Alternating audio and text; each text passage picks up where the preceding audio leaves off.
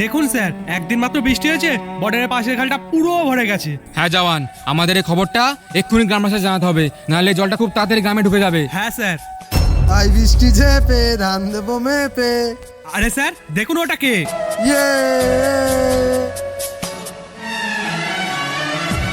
এই ওঠো, কে তুমি আর এখানে কি করছো?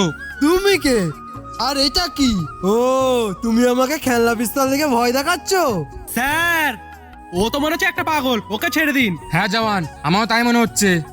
দেখো ভাই, এখানে অনেক বিপদ। তোমার বাড়ি কোথায়? আমার বাড়ি ওই জঙ্গলের পেছনে। ঠিক আছে ভাই, তুমি এখন বাড়ি যাও। ঠিক আছে স্যার, এই নিন বন্দুকটা। চলুন স্যার।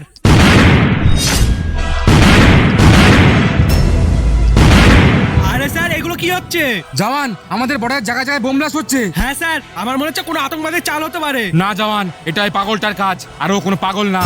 আরে স্যার এটা আপনি কি বলছেন? ও তো একটা পাগলই ছিল। না জওয়ান, আমি 100% শিওর এই কাজটা ওই করেছে। চলো আমার সাথে। জওয়ান, আমরা এই পাগলটাকে এভাবে খুঁজতে পারবো না। তুমি এদিকে যাও, আমি এদিকে যাচ্ছি।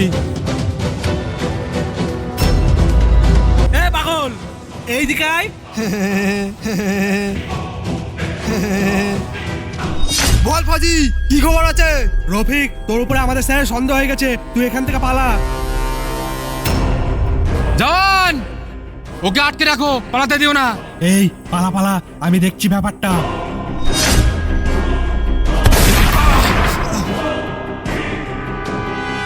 শয়তান, সত্যি করে বল, কে তুই? না আমি বলবো না। বলবি না? সব কারাগুলো তোর মাথায় ঢুকিয়ে দেবো। না আমি বলছি। আরে জওয়ান, তোমার মাথা ঠিক আছে তো? তুমি এটা কি করলে? স্যার ও আমাদের কিছুই বলতো না, উল্টে আমাদের আরো বোকা বানাতো। চলুন স্যার এখান থেকে। ঠিক আছে জওয়ান, তুমি যাও, আমি আসছি। ঠিক আছে স্যার। সর্দার, আমি রফিককে মারতে বাধ্য হয়েছি। তো সাহসী করে হলো আমার ছেলেদের মারার? সর্দার, গরমটা একটু কম দেখাবেন। ওকে যদি না মারতাম, সাহেব সামনে আমার নামটা বলে দিত। তাই বলে তুই ওকে মেরে দিবি? এবার তুই ওর কাছে যা।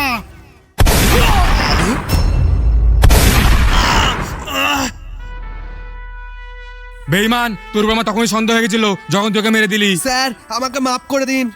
বেঈমান, আজ তোর মতো জওয়ানদের জন্য আমাদের ইন্ডিয়া এত কলঙ্ক। বল কেন করলি এটা তুই? স্যার এই কাজটা করার জন্য আমি 1 কোটি টাকা পেয়েছি। কি? সামান্য 1 কোটি টাকার জন্য তুই ভাতনাসে বেমানি করলি? বন্ধুরা, আমাদের এই ভিডিওটি ভালো লেগে থাকলে কমেন্টে জয় হিন্দ অবশ্যই লিখে যাবে।